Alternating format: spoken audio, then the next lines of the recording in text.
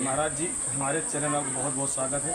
हमारी आपकी मुलाकात लगभग 8 से 10 महीने हुआ और यहाँ पर जो है धर्मनगर में जो है आप उपस्थित हैं और यहाँ लगभग श्रद्धालु जो है पर डे जो है नियमतः आते हैं महाराज जी।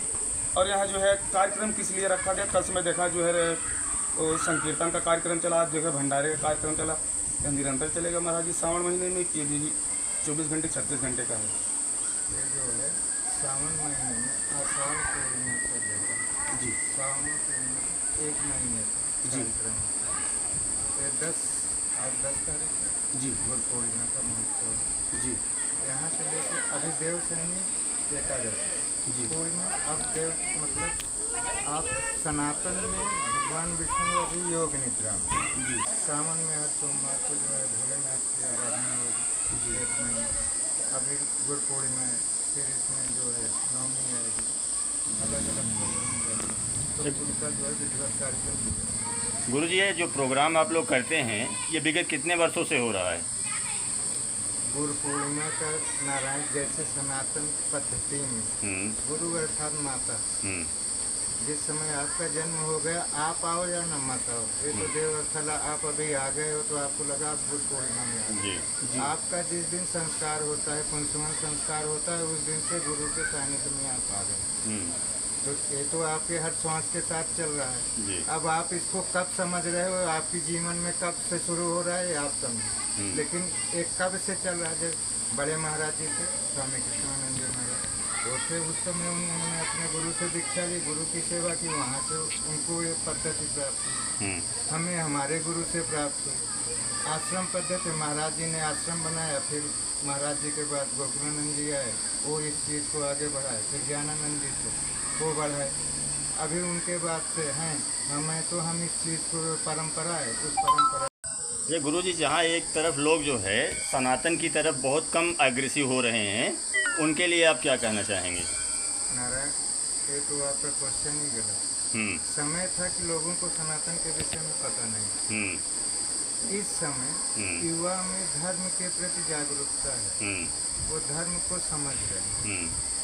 कुछ चीज़ें ऐसी हमारी पद्धति प्योर वैज्ञानिक पद्धति, ठीक है, इसमें कुछ भी अतार्किक नहीं है, ये तार्किक है। लेकिन जैसे इसको साधारण तक लाने के लिए ब्राह्मण पद्धति में कथा और जो व्यास पद्धति है ये थोड़ा सा डैमेज पद्धति है, निगेटिव पद्धति, जिससे लोग दूर जा रहे हैं।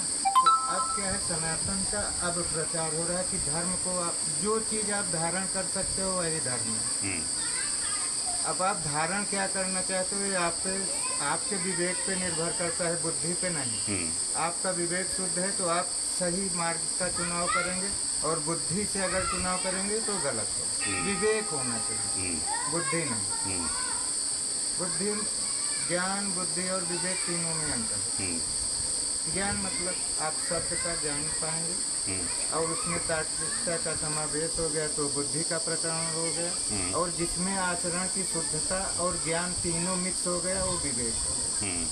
तो आपको कोई भी चीज़ धारण करना है तो विवेक के साथ धारण करेंगे, तो आप सत्य मार्ग का अनुसरण करेंगे। बुद्धि से चलेंगे कुटिलता में आ जाओगे तो आप क्या चाहते हो आपके निर्भर।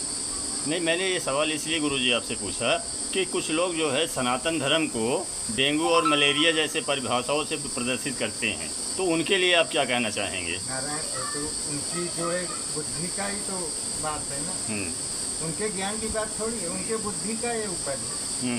हम आपको जानते नहीं कि आप क्या हो, हम आपको कहें आप जो है दूषित हो। कैसे दूषित हो सकते? जब ईश्वर ने सृष्टि का निर्माण किया तो क्या इसमें गलत चीज़ें डालेगा? जितनी चीज़ें हैं यहाँ पे कोई भी अशुद्ध है ही नहीं, सिर्फ सत्य और शुद्ध है। कुछ भी गलत नहीं है, मतलब गलत होने का कहीं कोई चांस ही नहीं है। समय और परिस्थिति के अनुसार चीज़ें चेंज होती हैं। सत्य और असत्य नहीं, सिर्फ और सिर्फ सत्य है, असत्य का कहीं अस्तित्व नहीं है। ये मतलब वही बुद्धि तर्क भिड़ाओगे फिर भी उसमें आचरण में शुद्धता नहीं है तो गलत हो ही जाएगा। विवेक से निर्णय लो तो कोई डेंगू मलेरिया आपको नहीं कहेगा। तो जो डेंगू मलेरिया कर रहे हैं उनकी मानसिकता का होगा, प्रमाण है। अच्छा गुरु जी, क्या जो कथा कहना, कथा वाचना, पूजा करवाना, यह सिर्फ ब्राह्मणों का है और कोई जाति के लोग नहीं इसको कर सकते हैं?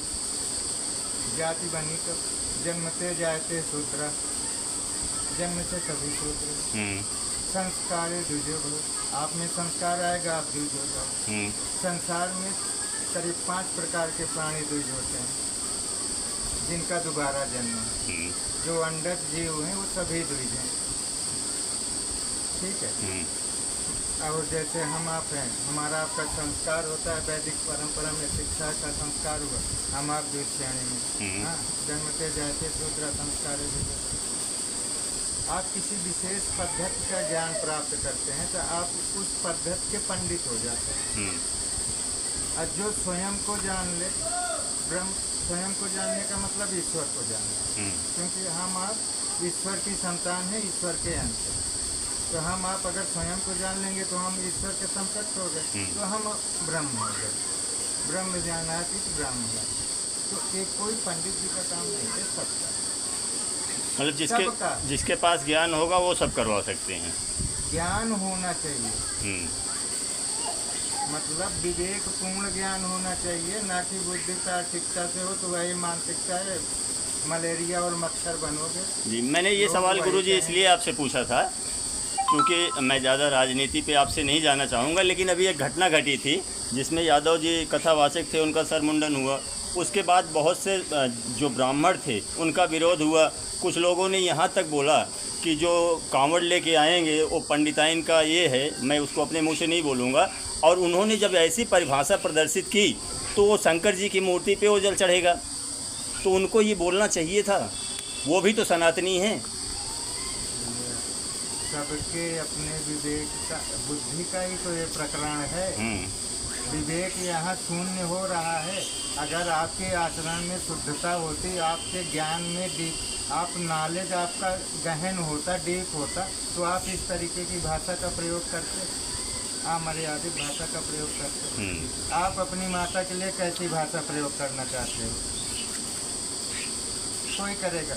आप अपने पिता को गाली देना पसंद करते? बिल्कुल नहीं करते। अब मेरे पिता को क्यों गाली दोगे? सही बात है, नहीं करोगे ना भैया। तो आप जब अपने पिता को गाली देना नहीं पसंद करोगे तो आप मेरे पिता को गाली नहीं दोगे। और आपके अंदर वो संस्कार है, अपने पिता को आप गाली पर डे दे रहे हो, इसलिए मेरे पिता को भी दोगे। हमें नहीं बुरा मानना चाहिए, कारण कि उसका पालन पोषण वैसे ही हुआ है, उसका संस्कार वैसे ही है।